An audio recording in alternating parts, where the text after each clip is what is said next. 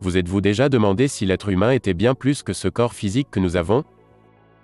C'est intéressant, car il y a très longtemps, on parlait déjà d'esprit, d'énergie, et d'une force invisible qui semble contrôler qui nous sommes et ce que nous sommes.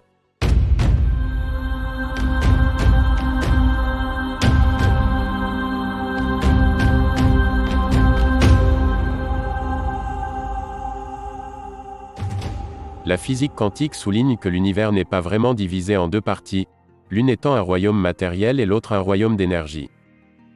La physique quantique révèle que tout est composé d'énergie.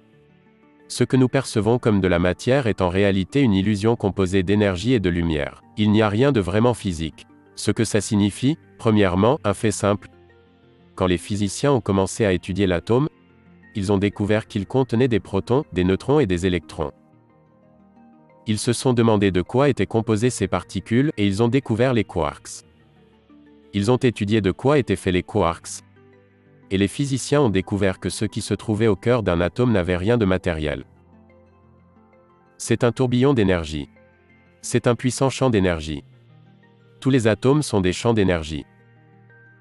Ce qui est incroyable, c'est que ces mêmes atomes constituent ce que nous sommes.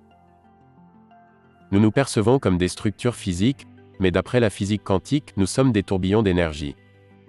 Imaginez qu'une cellule soit comme un téléviseur, et que les ondes environnantes sont comme un signal capté par l'antenne du téléviseur. Par conséquent, les cellules répondent à ce signal. Tout le monde a des antennes différentes, ce qui fait que chacun reçoit un signal différent du champ. Le champ quantique, c'est le nom que donnent les physiciens au champ d'énergie dans lequel nous vivons. Nous faisons tous partie du champ, mais chacun de nous n'en reçoit qu'une partie spécifique. Différent de tout le monde.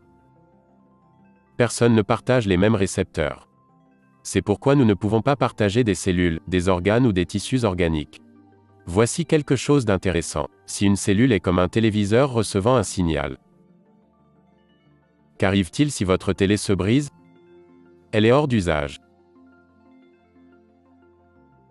Mais la question est, la télé est morte mais le signal que je recevais est-il toujours émis?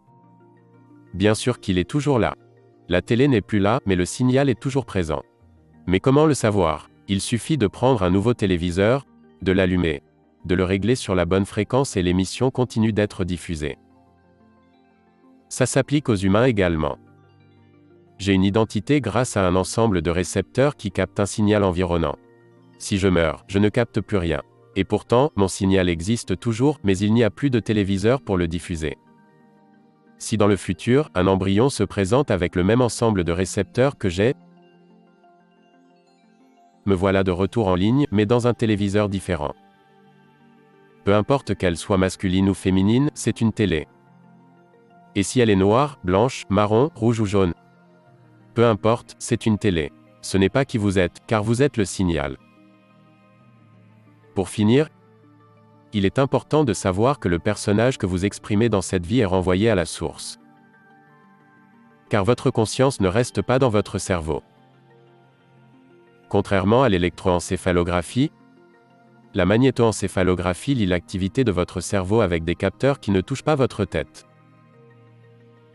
C'est un concept très important à comprendre. Vos pensées ne sont pas dans votre tête. Elles sont diffusées dans le champ quantique. Et comme le disait Einstein, le champ est le seul organisme directeur de la particule, de la matière. En prenant en compte tout ça, nous pouvons dire que votre biologie est une expression de la matière issue du champ qui lui a donné forme. Un champ qui existe, que vous soyez ici ou non. Soudainement, les anciennes histoires de la spiritualité se conforment avec la science moderne de la physique quantique. Vous êtes un champ, vous êtes un esprit. Vous êtes plus que ça. Nous devons comprendre cela, car c'est le premier pas vers notre propre responsabilisation.